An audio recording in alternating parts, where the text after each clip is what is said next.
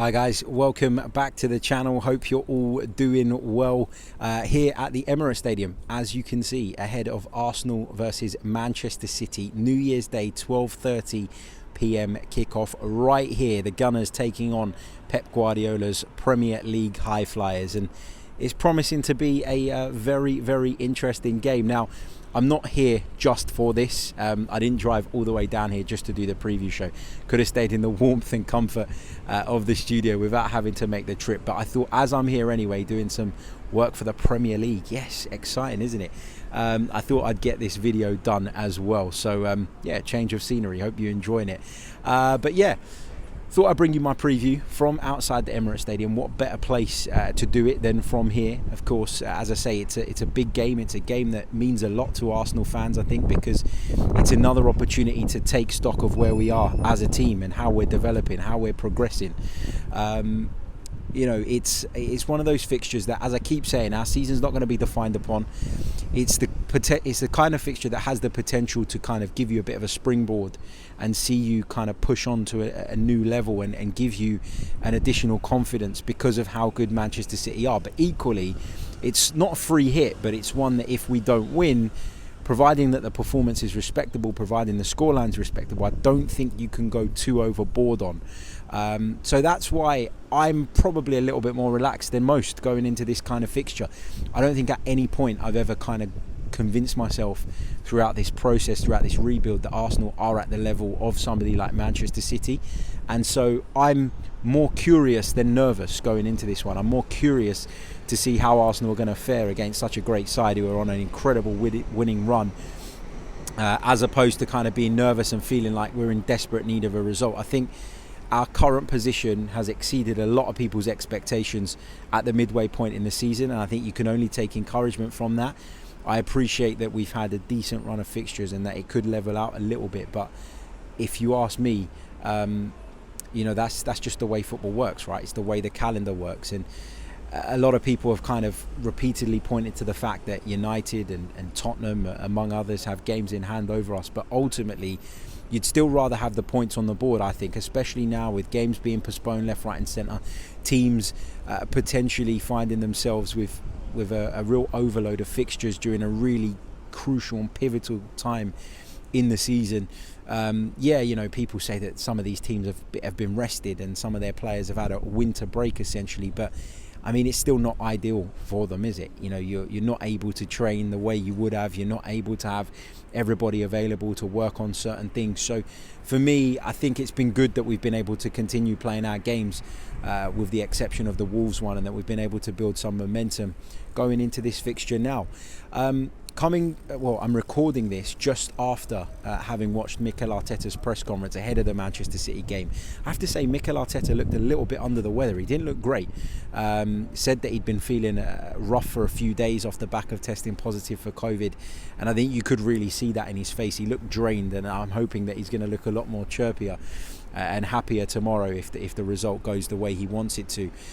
He did say that at this moment in time that there was no knowledge of any additional cases within the group, within the squad, but he did say that the situation remains the same, or at least hinted that the situation is the same with those who had previously been affected. So I'm still expecting Tomiyasu to be unavailable. I'm still expecting Cedric to be unavailable. Ainsley Maitland-Niles was of course unavailable as well, so I'm still expecting those guys to be missing, which gives us a little bit of an indication as to how the team might line up. Although, as I keep saying to everybody, this is such a fluid situation. We've kind of got to be prepared for the fact and understanding of the fact that there's a good chance that this still changes between now and tomorrow. I'll come on to talk about the team I'll pick in a little bit, but I think, as I keep saying, you know, this is a game for me that Arsenal have an opportunity to go out and show themselves in, an opportunity to kind of show the naysayers, I guess, that this team is moving in the right direction, that this team is progressing, and this team, at least in one-off fixtures, can be competitive with the likes of Manchester City. And I think that will be imperative, won't it? Going into, for example, the Carabao Cup semi-finals, where we take on Liverpool, and a potential final, if we're able to navigate through that, where we'll face a Chelsea side or a Tottenham side. So it's important that you can compete in these one-off games. And although the results of late against the big sides, if you like, haven't been great, Mikel Arteta showed us during that FA Cup run that he can get a game plan right, that he can map out the path to success. And then, of course, he's reliant on the players executing that. We defended really well during that FA Cup run. And Pierre-Emerick Aubameyang took the opportunities that came his way. But, you know, at that point, we were kind of still in a really weird phase. We were in limbo a little bit. We didn't really know what this team was taking shape into, and it was very much go to Man City, go to Chelsea, go to Old Trafford, whether it be at Wembley or at, you know, as an away fixture. We were very much of the mindset that we just needed to go and be competitive, something that we hadn't done for many years. We just needed to go there and be in the game for as long as possible. And with the quality that we had in attacking areas, when Aubameyang was firing at all cylinders, you'd have said that we always had a chance of winning the game. I think now the approach has to change. The approach has to adjust slightly. I think when we played Manchester City earlier in the season, we were still of that mindset. You know, let's go there, let's keep it tight, let's keep it compact. And I understand that because it was an away game. But at home, in front of this crowd, where this place will be bouncing, because it has been bouncing pretty much every game this season, I think Arsenal have a responsibility now, and have the confidence, more importantly, to be able to go out there and really, take. I'm not going to say be completely gung-ho, because I think you still need to show an element of respect to a side of Manchester City's quality. But Arsenal can be a lot more positive. Arsenal can be a lot more confident about their own ability, and Arsenal can be more aggressive in terms of the way they play and the way they attack this. And I want to see that, but I also want to see that balance as well, because it's obviously naive to go out there and go all guns blazing against Manchester City for 90 minutes, leaving all sorts of gaping holes in behind you, because you know that they are good enough to punish you. And if you play that way and you're that naive and you're that overconfident, if you like, you can end up being on the end of an absolute hammering. Nobody wants to see that. Nobody would respond well to that. So let's hope that Arsenal can strike that balance. But there is greater confidence, at least from my end, that we can find that balance, because of the fact that we look a lot sharper and a lot more potent in the attacking third. That's something that this Arsenal side have been missing for a while, but it's finally starting to click. We're finally starting to see Saka, for example, adding more goals to his game. We're starting to see Emile Smith-Rowe adding more goals to his game. Lacazette's been key of late. Martin Odegaard is on top of his game. And you can bring on, whether it be Martinelli or Emile Smith-Rowe starting on the left-hand side, you've got another option there that you can really, really look at and hope can bring you something. So I think this Arsenal side are in much better shape than we were when we took on Manchester City earlier on in the season. And tomorrow's the chance to prove that. Tomorrow's the chance to show that. I don't by any stretch of the imagination make Arsenal favourites. I think that would be foolish as well. I think that would be naive too.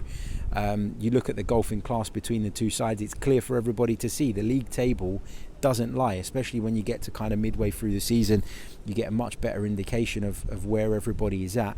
And I think that Manchester City are a million miles from us, but that doesn't mean in a one-off fixture in front of our own crowd here on New Year's Day we can't give them a game, and we can't find that right balance, which makes it very difficult for City and sees us stand a chance of taking all 3 points.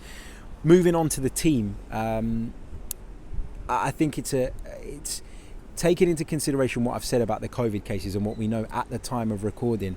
I think it's got to probably be Ramsdale in goal, Ben White moved out to right back, Holding alongside Gabriel at centre back with Tierney at left back. The midfield, Xhaka and Partey with Odegaard just in front of them, Saka from the right, Laka through the middle. I think the big decision that Mikel probably, or Albert Stuyvenberg, depending on who it is that's actually calling the shots, I think the big decision comes on the left-hand side. Do you take Gabriel Martinelli out and put Emile Smith-Rowe back in, who's been banging on the door, hasn't he? Coming on as a sub, constantly impacting the game from the substitutes bench, so doing lots to kind of stake his claim. But equally, I don't think Martinelli's done wrong, and I don't think Martinelli deserves to be dropped. So me personally, I'd go with Martinelli. I'd stick with the way it is. Emile Smith-Rowe might feel that's harsh, given that he's been coming on, as I say, and impacting games. But for me, that's the right call. Why change a winning team?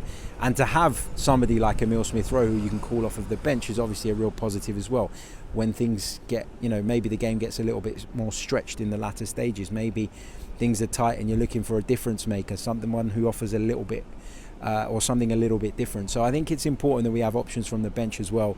Whatever way he does it, whatever way he decides to go, we will have options for the bench, which is something that's really encouraging. Nicolas Pepe as well looked very good in the Carabao Cup, didn't he? And I know it was against Sunderland, but it's still a player. He's still a player that you look at and say, well, you know, if we need something off the bench, we feel a lot more confident about his mindset and his confidence right now than we did maybe 3-4 weeks ago. So we're in good shape, and as I say, it's imperative that we find the balance between defence and attack, but we're now much more capable of doing that, because previously our attack was toothless and you never ever felt like we could cause City problems, which was it's a really horrible position to be in, and it's a really shit feeling to have, isn't it?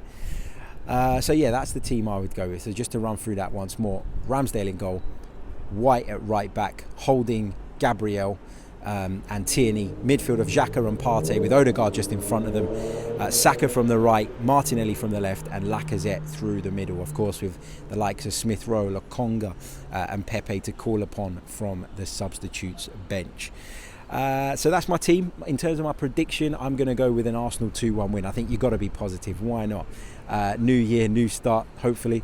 Let's take this and hopefully let's take this hopefully as an opportunity to prove the naysayers wrong, and fingers crossed we can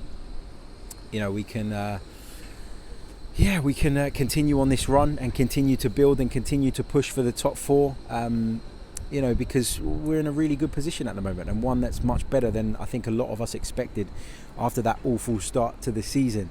Just before I go, because I am freezing, I just want to say a Happy New Year to every single one of you. Thank you all so much for your support throughout this last year and beyond that as well, because I know a lot of you have been with us right from the beginning. It honestly means the world to me. It's why I've got opportunities like I've got today. I'm here, as I say, doing some work for the Premier League.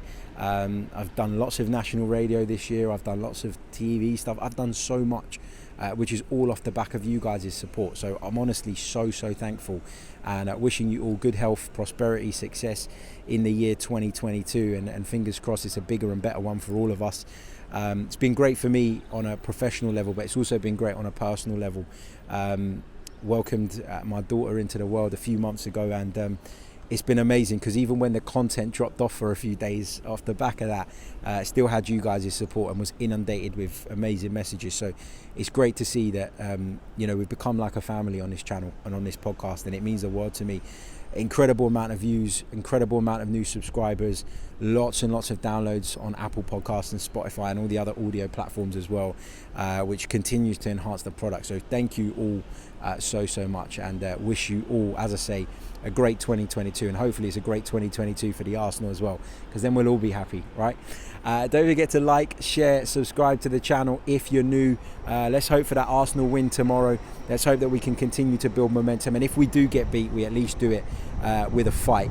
But yeah, I'll be back with you guys tomorrow evening, New Year's Day evening. We'll be back, I think, around about 8 p.m, and we will look back on the game, and I look forward to chatting to you all then. So until then, take care, Happy New Year, enjoy your celebrations. Hopefully we're celebrating an Arsenal win as well, and I'll catch you all soon. Goodbye.